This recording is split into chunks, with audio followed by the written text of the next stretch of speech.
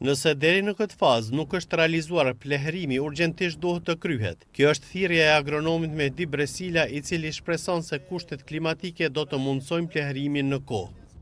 Jemi në fazën kur duhet, të hudhet komplet, të dy dozat hudhen komplet, sepse janë inhibitor, pengus që nuk e lejojnë azotin më shfrytzu mrena një periudhë shumë të shkurt 20-30 ditë, po azoti shfrytëzohet për një periudhë 70-90 ditë. Për ata hudhet komplet një dozë edhe derisa të mushet kokra e grunit, komplet është në dispozicion më shfrytëzu azoti. Profesori bujqësisë Imer Usinovci thotë se me mbjelljen e grurit jepet edhe plehrimi bazik me dozë të reduktuar të azotit, andaj për këtë duhet të intervenohet me riplehrim pranveror.